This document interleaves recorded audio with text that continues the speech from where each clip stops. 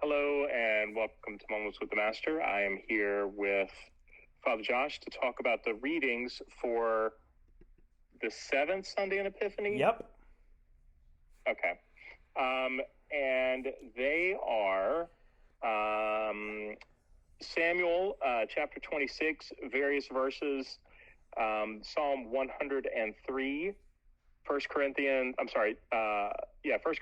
15, 45 through 49, and the Gospel according to Luke, chapter 6, verses 27 through 38. That is what I'm going to be reading. Jesus said to his disciples, To you who hear, I say, love your enemies, do good to those who hate you, bless those who curse you, pray for those who mistreat you. To the person who strikes you on one cheek, offer the other one as well. And from the person who takes your cloak, do not withhold even your tunic. Give to everyone who asks of you, and from the one who takes what is yours, do not demand it back. Do to others as you would have them do to you. For if you love those who love you, what credit is that to you? Even sinners love those who love them. And if you do good to those who do good to you, what credit is that to you? Even sinners do the same. If you lend money to those from whom you expect repayment, what credit is that to you? Even sinners lend to sinners and get back the same amount. But rather love your enemies and do good to them and lend expecting nothing back. Then your reward will be great, and you will be children of the Most High, for he himself is kind to the ungrateful and the wicked. Be merciful just as your Father is merciful. Stop judging, and you will not be judged. Stop condemning, and you will not be condemned. Forgive, and you will be forgiven. Give, and gifts will be given to you. A good measure, packed together, shaken down, and overflowing, will be poured into your lap. For the measure with which you measure will in turn be measured out to you. So this is unintentionally a continuation of what you were talking about for us 5 seconds ago.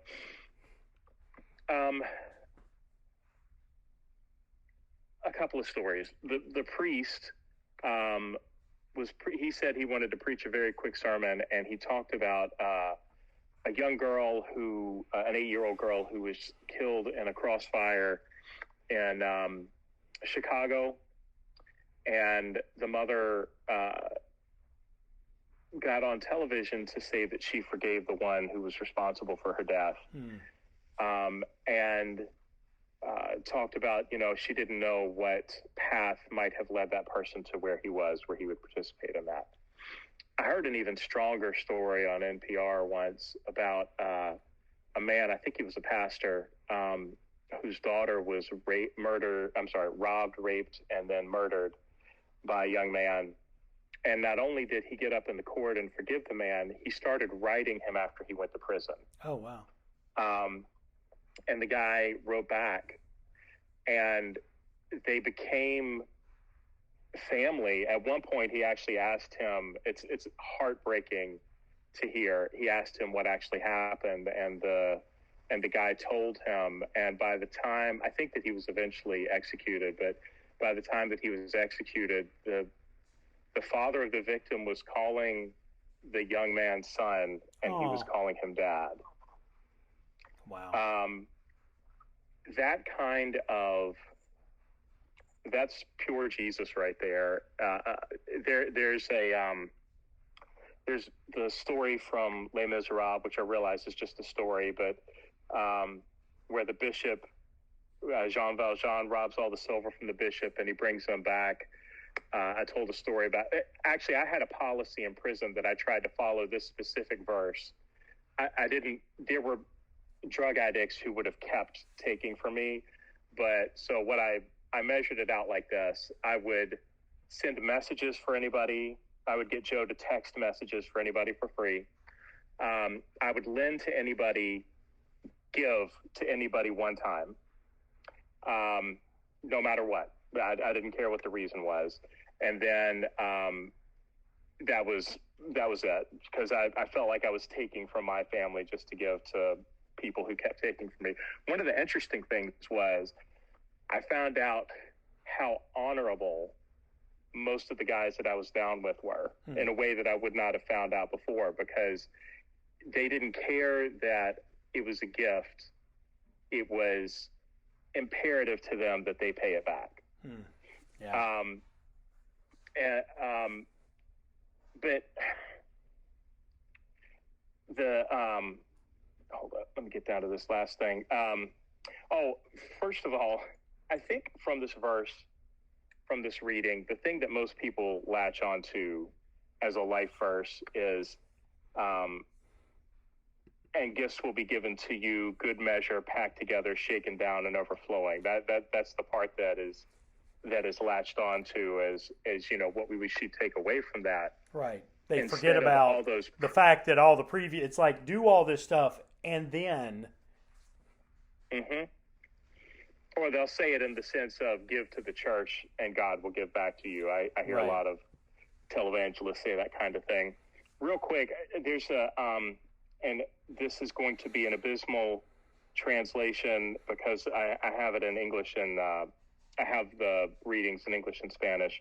This is from Dorothea of Gaza, a monk from the 6th century. If we had charity with compassion and sorrow, which was interesting, we would not consider the faults of our neighbor, as I guess Jesus says, charity covers a multitude of sins. Charity does not take evil into account. It excuses everything. If we had charity, she would hide every fault, and we would be like the holy one, the saints, when they saw the faults of men. Are the saints blind because they don't see the sins? He actually ends up saying in the 6th century, hate the sin, love the sinner. But that's the interesting thing is, I'll have these discussions with Daddy because we were a what would Jesus do family. But we are unwilling to make that public policy. And his excuse is, if we were truly a Christian nation, a godly nation, then we could do that. But because we're not, then we can't. That was actually, I heard that a lot in prison. That kind of thing might work in the world, but it doesn't work here. Right. Well, and so here's, it goes back down. Well, so here's my thing. Like, so here's a question for you. Am I responsible for changing the world, or am I responsible for changing me and then letting the world change around me, and as those ripples spread? That is true. I'll say two things about that. Number one, I agree with you. That I agree with you, first of all. However, part of the issue here is that there are people claiming the name of Jesus who are saying these patently un-Jesus things as if they are Jesus. And then it seems like it becomes our responsibility to say the truth rather than allow the lie to be. I mean, it's idolatry is what it is. Here's the interesting thing. I think that what a lot of church people want to do, and I use that phrase, I use the word church people very, very intentionally. I think what a lot of church people want to do is they want to point out truth to people who are outside the family of God, and then, whereas it's supposed to be reversed, right? This thing, the whole judge not lest you be judged thing, or judge not and you will not be judged, condemn and you will not be condemned, forgive and you will be forgiven. He's talking about what the disciples, his followers, are to do to those who are not his disciples. Don't judge them, because why would you judge them for doing what they are naturally bound to do? Don't condemn them. We should be judging the actions of our brothers and sisters. We are specifically told to do that. He did that to the Pharisees. Huh? He did that to the Pharisees. Exactly. That is the example of Christ. So I should absolutely be calling out the people who name the name of Christ. I actually did this. I did this online on Facebook after Biden won the presidency and was installed as president. I wrote a Facebook post and I said, because I had just read, it was in the readings, the passage, I think it's in Deuteronomy about false prophets. And I said, look, I just read this today, and it got me thinking about basically all these people, and there were a lot of them, who said verbally, God said to me that Trump is going to be president during the election. And then when it looked like Biden was going to become president and there was some question, they were saying, no, God is going to deliver the presidency into the hand of Donald Trump because he is God's anointed person for the United States. And then Biden became president. And my thing was, look, the Bible is expressly clear about what should happen to people who speak on behalf of God, who say, God said thus, and it does not come true. And you might say, well, you know, we should forgive them. Yes, we absolutely should forgive them. And then they should step down from public ministry and never do it again because God is expressly clear. And, well, but, you know, they stole the presidency. Well, but that's not what they're saying. And God doesn't say the prophecy's got to be true unless somebody else does something that makes it not true. It's not what it says. And I went on, I said a couple of things, and I had all these people say in response to that post, how could you say that against God's prophets? You know, and I'm like, and that's what's going to happen, is people will completely ignore this because these people are speaking what others want to hear. Bible talks about people with itching ears. They're saying what people want to hear. They're not saying the truth.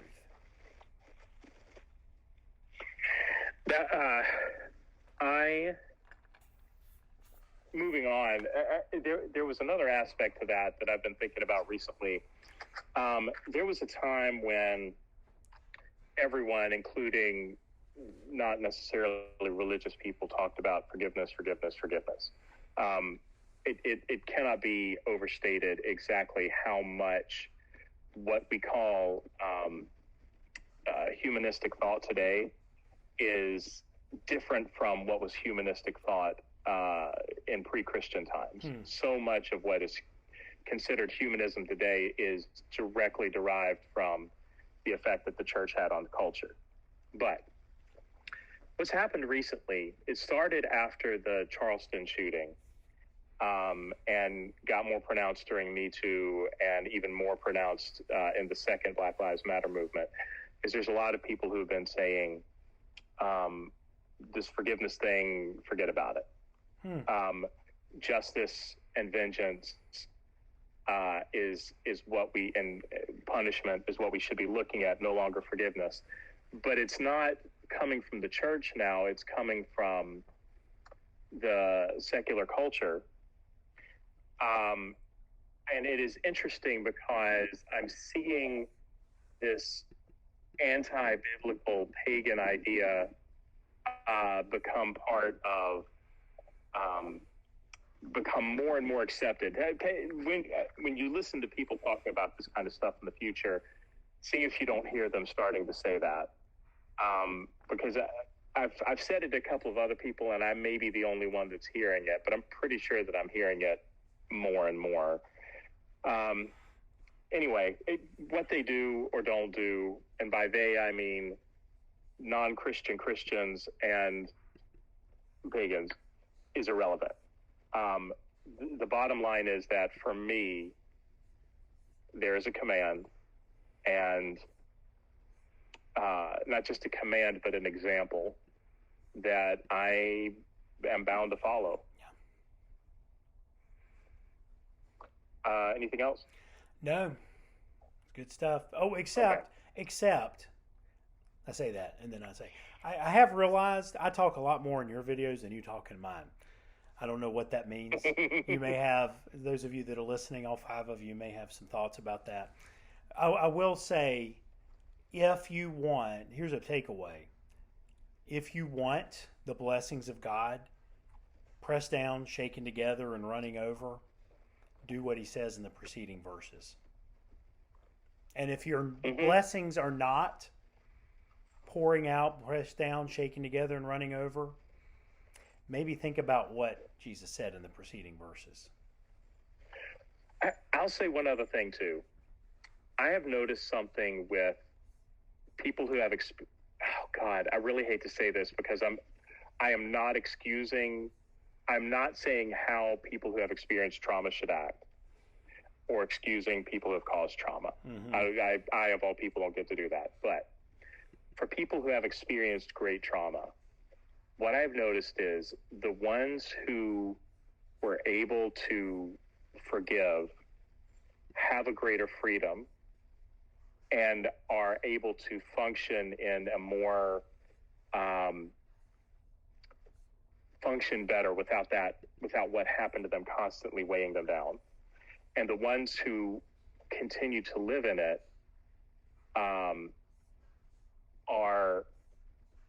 it's like a poison.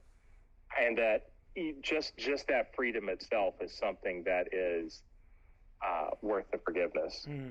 To for my extra cloak to mean so little to me that I can give it away, and it doesn't hurt me. Anyway, yeah. In the name of the Father, the Son, and the Holy Spirit, I give you my heart, my soul, and my strength. Make me a good man.